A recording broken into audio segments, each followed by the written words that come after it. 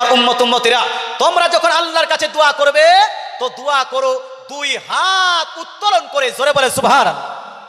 দুই হাত তুলে দোয়া করো, হাত ছেড়ে দোয়া করো না, হাতটাকে নিচে নামিয়ে নয়, দুই হাত তুলে দোয়া করো।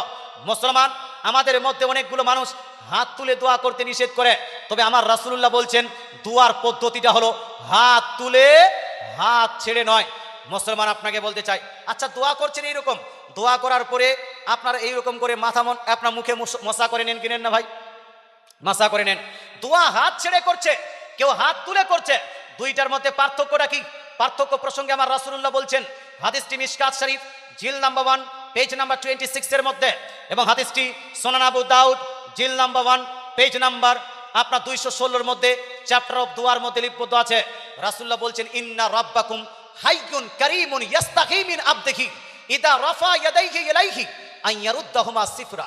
দয়ার নবী, মায়া নবী বলছেন, ওহে আমার উম্মত উম্মতিরা শুনে নাও, নিশ্চয়ই তোমাদের রব, তোমাদের প্রতিপালক হলেন জীবিত, রহিম, করিম, মেহেরবান। সেই আল্লাহ তাআলার কাছে যখন কোনো বান্দা দুই হাত তুলে দোয়া করে, আল্লাহ তাআলা সেই উত্তোলিত হাতকে খালি ফেরত দিতে, না কবুল করে ফেরত দিতে আল্লাহ নিজেই লজ্জাবোধ করেন, জোরে বলে সুবহানাল্লাহ।